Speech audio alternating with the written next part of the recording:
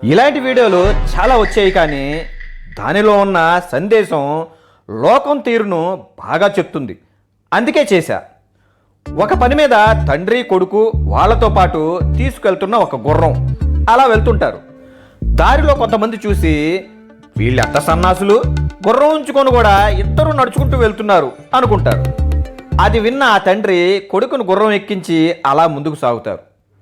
ఇంకొంచెం దూరంలో కొంతమంది వీళ్ళని చూసి, ఏం కొడుకురా నాయన, ముసలి తండ్రిని నడిపిస్తూ వీడు మాత్రం గుర్రం సవారీ చేస్తున్నాడు, ఏం కొడుకురా బాబు. అది విన్న కొడుకు గుర్రం దిగి తండ్రిని గుర్రం ఎక్కించి ముందుకు సాగుతూ ఉంటారు. మరికొంత దూరంలో ఇంకొంతమంది వీళ్ళని చూసి, ఏం తండ్రిరా బాబు, కొడుకుని నడిపిస్తూ దర్జాగా వీడు మాత్రం గుర్రం ఎక్కి సవారీ చేస్తున్నాడు.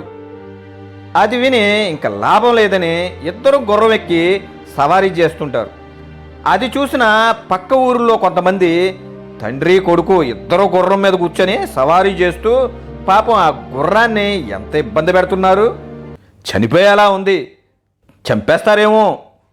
ఈ కథలో నీతి ఏంటంటే, మనం ఏం చేసినా, ఎంత మంచి పని చేసినా విమర్శిస్తూనే ఉంటుంది ఈ లోకం. ఆ నలుగురు ఏమనుకుంటున్నారో అనుకొని ఆ నలుగురు కోసం ఆలోచించకు. నువ్వు ఏం చేయాలనుకుంటున్నావో అది చెయ్యి. లోకులు పలు కాకులబ్బా, ఏదో ఒకటి అంటూనే ఉంటారు.